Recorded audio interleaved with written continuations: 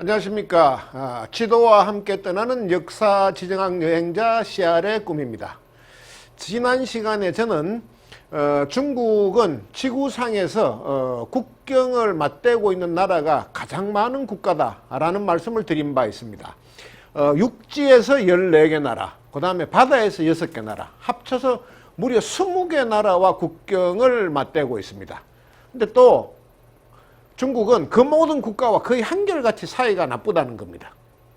하다못해 북한하고도 그렇습니다. 북한은 중국에 대해서 중국이 자신들을 하대하는 듯이 대하는 태도에 상당한 불쾌감을 갖고 있고, 그 다음에 북한의 자신들의 체제를 강제로 변경할 수 있는 그 유일한 나라라는 어떤 그런 점에 상당한 경각심을 갖고 있습니다.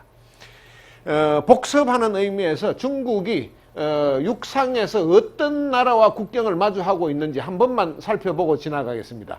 여기가 북한입니다. 1번이 북한, 그 다음에 러시아, 몽골, 그 다음에 이제 4번이 카자흐스탄, 뭐 이제 키르기즈스탄, 타지키스탄, 아프가니스탄, 파키스탄, 인도, 네팔, 부탄, 미얀마, 라오스, 뭐 베트남 이런 나라들하고 국경을 맞대고 있습니다. 근데 얼마 전에도 불과 2달 전에도 인도하고는 국경 분쟁을 한번 일으켰었고, 베트남하고는 수시로 하여간 싸우고 있습니다. 그리고 뭐 러시아하고도 국경 분쟁을 한 적이 있고, 뭐 몽골은 나라를 2개로 쪼개놨었고, 내몽골 자치구와 어떤 몽골과 뭐 등등 해가지고 하나도 이렇게 친한 나라가 없습니다. 근데 이 중국이 왜 이렇게 국경도 많고 영토 갈등도 많으냐? 그것은 중국이 너무 영토 욕심이 많기 때문입니다. 사실은 이제 중국의 역사는 영토 확장의 역사라고 봐도 과언이 아닙니다. 4000년 전에 황하와 위수가 만나는 곳에서 작은 어떤 부족들이 연합해서 이렇게 역사를 시작한 이후에 지금까지 중국은 한 번도 영토가 줄어들어 본 적이 없습니다.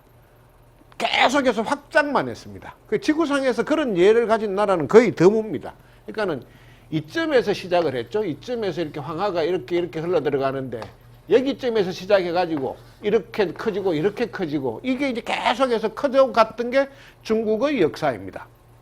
근데 너무 중국이 그렇게 영토를 확장하면서 다른 나라들하고 계속해서 문제를 일으키자, 이렇게 외국의 지도자라든지 언론들이 이렇게 문제를 삼는 경우가 있었습니다. 그럴 때 시진핑 주석, 뭐 왕이 외교부장 이런 사람들은 아주 단호하게 이야기를 했습니다.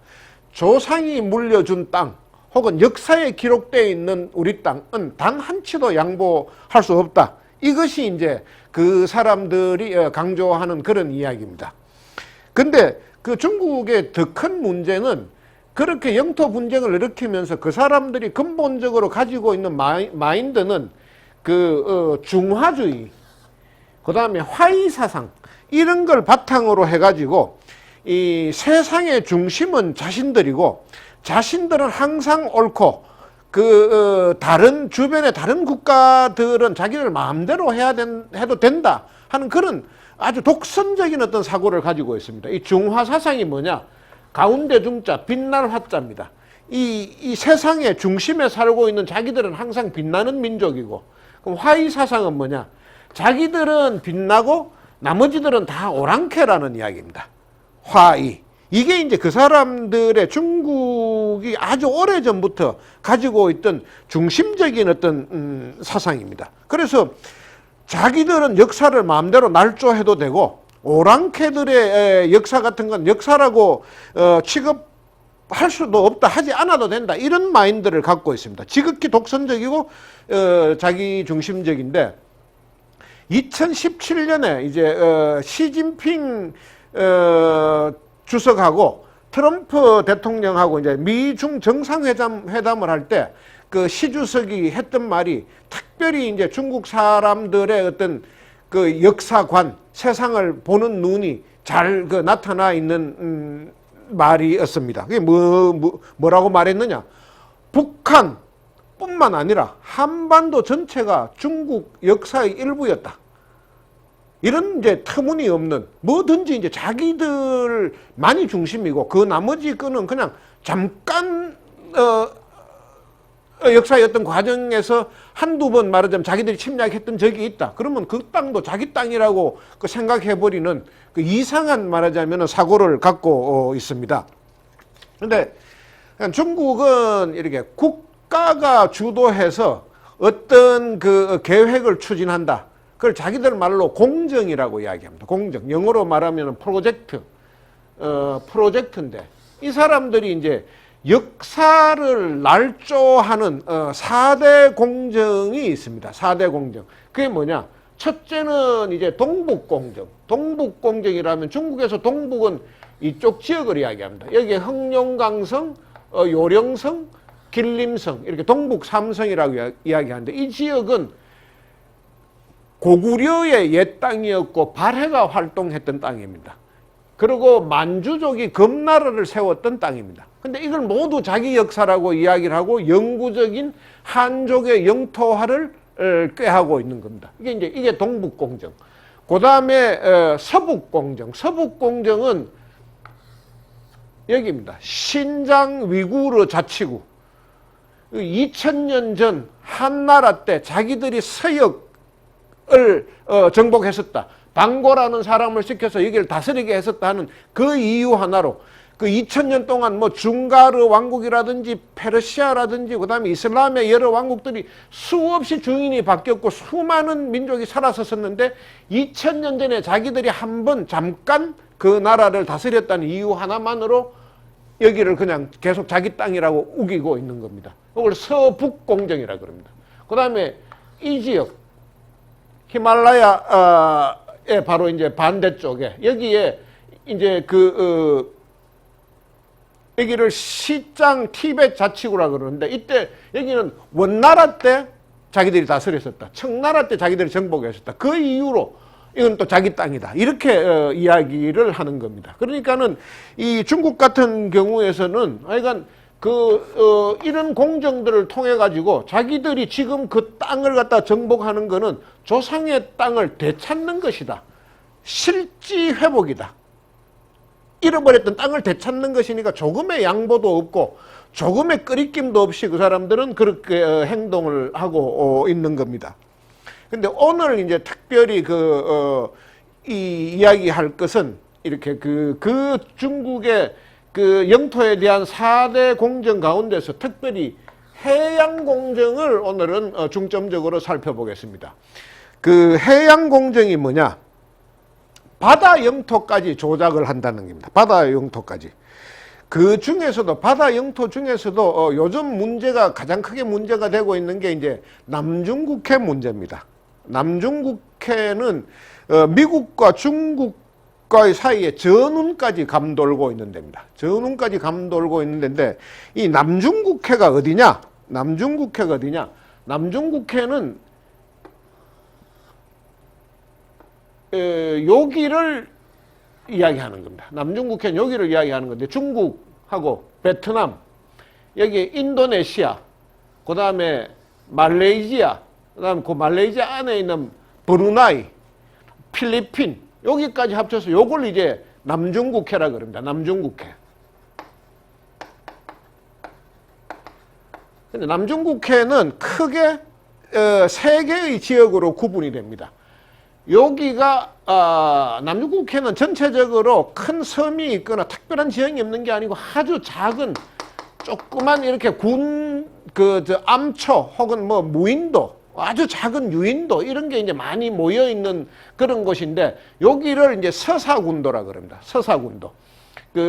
베트남 쪽에 가깝죠. 베트남 쪽에 가까운데 여기에서 이제 영어로는 요걸 파라셀 아일랜드라 그럽니다. 파라셀 아일랜드. 그다음에 이제 이 중사군도. 중사군도는 필리핀 북부에 있습니다. 필리핀 북부. 여기는 이제 스카브로 암초로 여기 섬도 없고 오로지 거의 뭐 암초들만 이렇게 잔뜩 있는 곳입니다. 요거는 이제 주로 필리핀하고 갈등을 빚고 있는 곳입니다. 그다음에 이제 가장 여러 나라와 갈등을 빚고 있는 데가 어디냐 하면은 남사군도입니다. 남사군도. 여기는 필리핀하고도 주로 이제 필리핀 쪽에 가까운 해역입니다.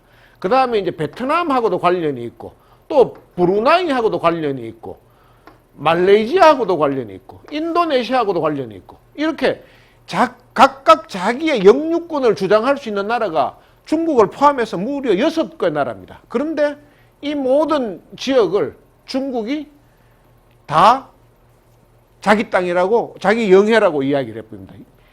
2000년 전에 한나라 때부터 자기들이 이 바다를 소유했었다. 그러면서 여기에 이제 구단선이라 그래가지고 9개의 이렇게 가상의 선을 긋고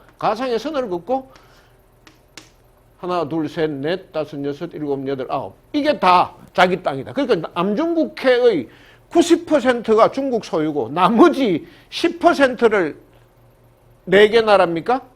베트남, 필리핀, 브루나이, 인도네시아, 말레이시아 나누어 가지라. 5개 나라가 나누어 가지라. 이게 이제 중국 측의 이야기입니다. 요즘은 한술 더 떠가지고 대만 뒤에도 선을 하나 그어놔놓고 이제는 아예 10단선이라 그러면서 여기까지가 전부 자기들의 영해라고 이야기하는 게 중국의 요즘 현재의 막무가내식의 태도입니다. 그래서 이제 중국은 여기에다가 이 남사군도 서사군도 이런 데다가 그냥 만리장성을 짓고도 남을 만한 어떤 시멘트를 들이붓고 그걸 아예 섬으로 만들어 가지고 거기에다가 군사기지화를 시키고 있습니다. 레이더 기지도 만들고, 뭐, 방공포대도 만들고, 아주 이제 여러 가지 그런, 제도, 그런 걸 만드는데, 특별히 이제 그 중에서도 어떤 데가 이제 가장, 문제가 되느냐. 여기에 서사군도에 있는 융싱다오라는 섬입니다. 융싱다오. 영어로는, 그게 이제 우디 아일랜드죠. 우디 아일랜드인데, 요거는 원래 가로 1km, 세로 2km 정도 되는 작은 섬이었습니다. 작은 섬이었는데 1974년에 이 베트남 전쟁이 한참일 때, 베트남에서 이제 베트남 전쟁이 한창일 때 갑자기 중국군이 아무도 모르는 사이에 와가지고 여기를 무단 점거해 버립니다. 무력으로. 여기에 당시는 베트남 사람들이 어부들이 살고 있었습니다. 그 사람들을 강제로 다 내쫓아 버렸습니다. 1974년. 그때부터 지금까지 중국 땅이 되어 버렸습니다. 근데 중국은 여기에다가 원래는 가로 1km, 세로 2km라고 그랬는데 아까 말씀드린 대로 시멘트를 무지무지하게 퍼부어 가지고 아예 그냥 여기에 활주로만 3km가 되는 비행장을 건설했습니다. 비행장을 건설하고 그 다음에 본토에서 많은 사람들을 이주를 시켰습니다. 지금 여기는 지금 그 작던 섬이 지금 여기 10,000명이나 거주하고 있습니다. 왜 본토 사람들을 자꾸 특혜를 줘가면서 이주를 시키느냐. 이거를 유인도화 시켜야지 완전히 이제 나중에 영유권 주장할 때 중국 걸로 기정사실화 시켜버리는 겁니다. 중국 걸로. 요즘은 한술 더 떠가지고 여기에다가 아예 하나의 시를 행정구역상 시를 만들었습니다. 시. 무슨 시냐? 시 이름이 삼사시입니다. 자기들은 싼사라 그러는데 리얼산 할 때 그 싼사. 이 사가 뭐냐? 이 세 군데의 사를 다스리는 시청이라는 겁니다. 세 군데의 사. 서사, 남사, 중사. 그래서 여기 이제 이 싼사시를 만들어 가지고 여기는 이제 민간인들이 살면서 우편물 같은 것도 받는데 행정구역상 완전히 중국이 돼버려 가지고 어떻게 되느냐. 중화인민공화국 하이난성 싼사시 이쪽으로 우표를 보내면은 서사구, 이쪽으로 메일을 보내면은 남사구, 이리로 가면은 중사구 이렇게 됩니다. 중화인민공화국 하이난성 싼사시 서사구 중사구 남사구 이게 지금 중국이 벌인 일입니다. 그 이제 중국 같은 경우에는 그 영토에 관한 한 하여간 이상한 원칙이 있습니다. 자기들이 살고 있는 곳은 현재 살고 있으니까 내 땅이고 과거에 역사상 한 번이라도 살았던 적이 있다. 그러면 우리 조상들이 살았기 때문에 그것도 우리 땅이다. 그 한족 조상이 아닌 원나라 몽골족이 살았던 데나 청나라 만주족이 살았던 데도 살거나 혹은 지배했던 것도 다 자기 땅이라 그럽니다. 그러니까 뭐 쉽게 말해서 내 땅도 내 땅, 네 땅도 내 땅. 뭐 이게 이제 중국의 원칙이고 그 옛날 말 혹은 요새 시쳇말로 해가지고 있는 놈이 더 무섭다. 그러니까 99섬 가진 놈이 100섬 채우려고 그런다. 뭐 이게 이제 중국의 태도니까 그 주변국들하고 갈등을 빚지 않을래야 빚지 않을 수가 없습니다. 그래서 필리핀은 하도 억울해서 네덜란드에 있는 국제 상설 중재 재판소에다가 제소를 했습니다. 뭐가 그렇게 억울하냐? 필리핀의 가난한 어부들이 이렇게 자기 앞바다에 고기를 잡으러 갔는데 중국의 해양 순시선들이 와가지고 남의 나라 영해 침범이라 그러면서 다 잡아가고 이런 일이 계속 반복되니까 그래서 필리핀은 억울해서 못 살겠다 하면서 제소를 했는데 2016년에 판결이 나왔습니다. 중국의 남중국해 영유권 주장은 이유 없다. 그 다음에 중국이 남중국해에 있는 여러 암초에다가 시멘트를 부어서 그걸 섬으로 만들고 군사기지를 만들고 하는 것은 불법이다. 이렇게 판결이 나왔음에도 불구하고 중국은 뭐 개는 짖어도 기차는 달린다 하는 식으로 자기들 마이웨이, 자기 식대로 해버리고 있습니다. 뭐 그야말로 메이크 차이나 그레이트 어게인입니다. 중화 제일주의, 중화 중심주의, 뭐 어디서 많이 듣던 이야기죠. 하여간 이게 강대국의 뭐 횡포 뭐 그런 건데 어쨌든 중국은 남중국해에서만 그런 게 아니고 여기 동중국해에서도 또 영토 분쟁을 빚고 있습니다. 이게 일본이고 이쪽으로 이렇게 이제 오키나와가 이렇게 연결되어 있고 여기쯤에 이제 센가쿠 열도라는 어떤 다오위다오 조도라는 이제 여기에 이걸 두고도 또 중국하고 일본이 서로 영유권을 주장하고 있습니다. 바다에 시멘트 부어서 섬 만드는 방법이라든지 어떤 영유권을 주장하는 논리 같은 게 하도 비슷해서 이건 그냥 생략하도록 하겠습니다. 근데 우리가 특별히 주목해서 봐야 될 거는 이쯤에 있는 한 섬입니다. 중국의 절강성에서 한 250km, 한국의 최남단인 제주도에서 149km. 그러면은 당연히 이거는 한국의 배타적 경제 수역 EEG라는데 Exclusive Economic Zone에 들어가는 어떤 그런 지역입니다. 그런데 중국은 자기들 땅이라고 이것도 다 자기들 영해라고 이야기를 합니다. 근데 여기가 어디냐? 전설의 섬 이어도사나 하는 이어도입니다. 이어도. 한국은 진적에 여기에 2003년에 한국 해양과학기지를 건설하고 한국의 배타적 경제 수요이라고 선언을 했음에도 불구하고 중국은 그걸 받아들이지 않고 계속해서 지금 중국 군함을 밀어넣고 이 지역 상공으로다가 이제 방공식별구역인데 한국의 방공식별구역인데 그쪽으로 계속 비행기를 날리고 있습니다. 하여간 중국은 자기 마음대로 하고 있습니다. 근데 중국이 왜 이렇게 공공의 적이 되면서도 바다 영토를 탐을 내느냐?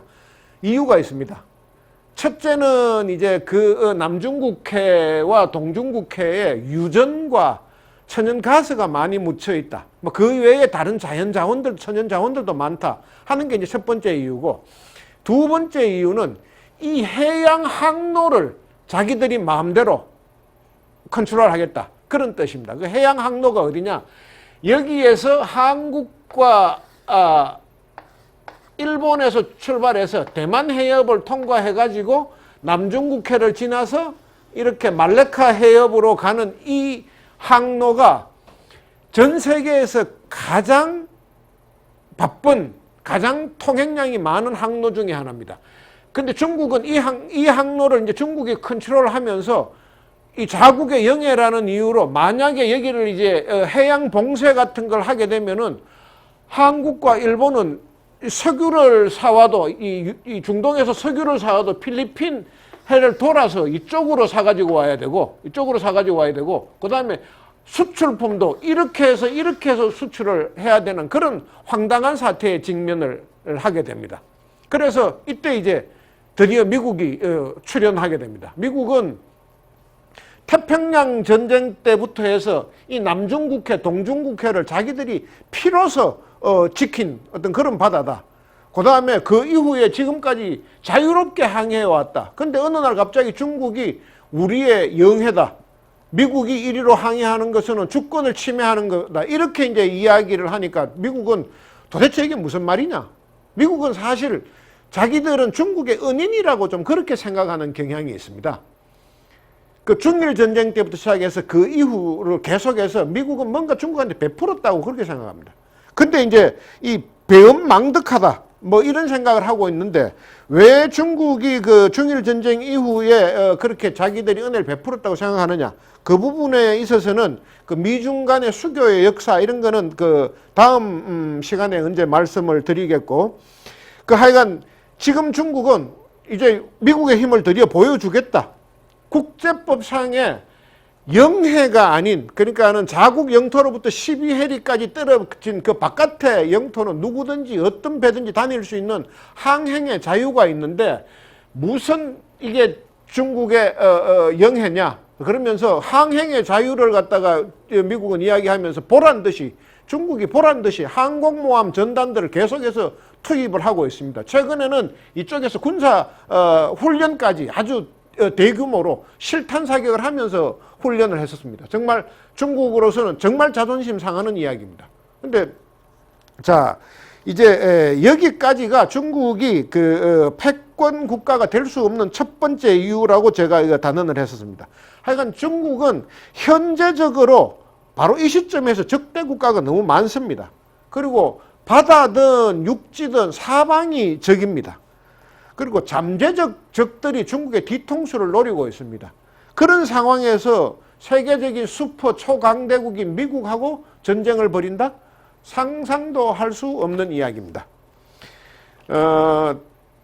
그 다음에 이제 제가 말씀드리고 싶은 거는 미국이 이렇게 중국을 공격하는 방법에 대해서 이제 지난 시간에 이제 첫 번째는 단교도 불사하겠다. 휴스턴 총영사관을 폐쇄해버리고 그 단교도 불사하겠다 했을 때 중국과 미국 간의 서로가 어디가 손해인지 그럼 뭐 한번 따져보고 다시 한번 연구를 해봐야 되겠습니다. 어쨌든 미국은 단교도 불사하겠다는 태도입니다.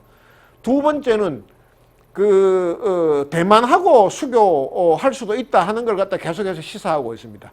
대만을 만약에 미국이 이제 대만과 수교를 해가지고 여기 대만이 여기 있네요. 대만과 수교를 하면은 이게 이제 미국의 불침 항모가 됩니다. 아무리 폭격을 해도 격침되지 않는 항공모함 같은 육지 항모, 그걸 불침 항모라 그러는데, 그러면 중국으로서는 정말 뭡니까? 너무너무 치명적이고 미국으로서는 너무 좋은 군사 기지를 확보하게 되는 겁니다. 그걸 이제 하겠다 하는 것까지 했고, 오늘 세 번째 이제 미국이 중국을 공략할 수 있는 어떤 치명적인 공격 포인트, 그건 뭐냐 하면은 금순 파괴 전략입니다. 중국이 이제 금순 공정이라는 걸 갖다가 1998년부터 시작해서 2009년까지 만들었습니다. 2009년. 이게 금순이 뭐냐? 금으로 만든 방패입니다. 금으로 만든 방패. 중국은 그래서 이걸 황금방패라 그러기도 하고, 만리장성에 비유해가지고 만리방벽이라 그러기도 하고, 하여간 영어로는 Great Firewall입니다. Great Firewall. 그러니까는 그게 뭐냐 하면은 인터넷 정보 감시 체제입니다. 인터넷 정보 감시 체제. 이 외부에서 중국으로 들어오는 모든 통신, 모든 SNS를 갖다가 그 황금방패로 다 차단을 한다. 그리고 중국의 그 공산당이라든지 중국 정부에 대해서 조금이라도 불편한 글이 올라오면은 바로 삭제해버리고 계정을 차단해버리고 댓글하고 채팅까지 감시를 하고 작성자하고 그 퍼나른 사람은 체포하고 구금해버리고. 그러니까는 온라인 정보 감시망 시스템, 쉽게 말해서 그걸 금순공정이라 그럽니다. 금순. 중국이 공정을 한다 그러면 무조건 주변국이나 중국 국민들한테 안 좋은 거라고 그렇게 해석해도 무방하다라고 말씀드렸죠. 금순공정도 그 케이스입니다. 중국 내부를 말하자면은 정보의 감옥으로 만들어버린 겁니다. 그러니까는 구글, 뭐 유튜브, 뭐 트위터, 아무것도 위키디피아 아무것도 중국에 들어가서는 활동할 수가 없습니다. 중국에서 다 막아놨기 때문에. 카톡, 네이버 거의 뭐 전 세계적으로 다 통하는데 중국에서는 그게 안 됩니다. 그러니까는 그 중국은 근데 자신들은 해킹도 마음대로 하고 정보 조작도 마음대로 하고 외국으로 자기들의 정보를 마음껏 송출하는데 이 외국의 어떤 SNS는 중국에서 전혀 작동을 안 되니까 미국은 그걸 기울어진 운동장이다. 그러면서 그 2018년 무역 협상 때 중국에 대해서 이 황금 장벽을 철폐하라 라고 요구를 했는데 중국은 지금 묵묵부답을 하고 있습니다. 근데 이 중국이 말하자 미국이 미국이 마음만 먹으면은 사실은 이 황금 방패를 뚫는 것은 일도 아니라 그럽니다. 일론 머스크 같은 사람들이 쏘아 올린 어떤 위성들, 중국의 수많은 민간 기업들이 쏘아 올린 그 위성들, 그거하고 그 실리콘밸리의 IT 기업들이 축적해 놓은 그 기술들, 그게 연합을 하면은 거의 하루아침에 중국이 자랑하는 황금 방패, 만리장벽을 뚫을 수 있다 그럽니다. 근데 만리장벽이 뚫릴 경우에 과연 중국의 체제가 유지될 수 있는가? 이 모든 자기 체제에 불편한 거는 이제 중국은 막아줘지는데 그게 언제까지 가능할 것인지, 민주주의는 흔들리기는 하지만은 이렇게 무너지지는 않습니다. 2차 대전 이후에 지금까지 보면은 소비에트 연방이라든지 뭐 그건 붕괴가 됐고, 동독 서독의 어떤 체제 경쟁에서도 분명히 민주 체제가 유리했었습니다. 통제 국가들은 그 구멍이 하나 뚫리면은 둑이 무너지듯이 무너질 가능성이 굉장히 많습니다. 가장 대표적인 게 2009년에 이제 티니지에 있었던 제스민 혁명입니다. 한 청년이 이제 노점상 청년이 분신 자살하는 그게 이제 SNS로 쫙 퍼져나가 버리니까 그게 이제 아랍 전역으로 퍼져나가면서 아랍의 봄으로 연결돼 버렸습니다. 그래서 그때까지 그렇게 통제를 하고 있던 그 수많은 독재 국가들, 뭐 이집트, 튀니지, 리비아, 예멘, 그 모든 나라들이 그때 다 쓰러져 버렸습니다. 근데 중국도 이 금순 공정이 뚫리면 그렇게 될 공산이 굉장히 농후하다고 보고 있고, 미국은 계속 이걸 강요하고 있습니다. 문을 열어라. 그렇지 않으면 우리가 뚫겠다. 정말 뚫리면은 중국 체제 보장 안 됩니다. 중국 사람들이 특히 고위 공산당 간부들이 해외에 빼돌린 돈 엄청난 겁니다. 그걸 갖다 그런 정보가 계속 들어가면 과연 중국이 버텨낼 수 있을까요? 자, 오늘은 여기까지 하겠습니다. 오늘은 여기까지 하고, 다음 시간에는 이제 중국이 패권 국가가 될 수 없는 두 번째 이유, 중국의 지리적인 문제점과, 그리고 중국은 어떻게 최고 지도자를 뽑는지, 무슨 뭐 암호 같은 용어들 많죠. 뭐 전인대, 양회, 뭐 삼중전회 등등 그런 건 무슨 말인지 그런 점에 대해서 설명을 해드리겠습니다. 그리고 이제 다음은 지난번 강의를 마치고 그걸 보시고 이제 댓글이나 저하고 이제 개인적으로 아는 분들이 카톡으로 질문해 온 거에 대한 답변을 아주 짧게 해드리겠습니다. 미국이 옳고 중국이 그런가? 아닙니다. 이거는 옳다 그러다의 문제가 아니고 그냥 파워 게임입니다. 투키드데스 트랩, 그걸로 해석이 가능합니다. 1인자는 2인자를 용납하지 않습니다. 그 다음에 트럼프와 시진핑의 싸움인가? 아닙니다. 그 두 사람이 강성이기도 하고 미국 대선이 눈앞에 와 있고 코로나 바이러스라는 어떤 돌발 변수가 생겼지만은 이거는 이 둘의 싸움이 아니고 미국과 중국이 오래전부터 서로 간에 힘겨루기를 하다가 이제 막 터져 나온 것이다. 이렇게 보시면 될 겁니다. 그리고 그럼 중국이 이길 수 있는 가능성은 전혀 없느냐? 그것도 아닙니다. 역사에서 있을 수 없는 일은 없습니다. 중국이 이길 수 있는 가능성도 상당히 여러 가지 이 변수가 존재를 합니다. 그것은 이 시리즈 마지막 시간에 제가 정리를 해서 중국이 패권 국가가 될 수 있는 또 몇 가지 이유를 제가 말씀을 드리도록 하겠습니다.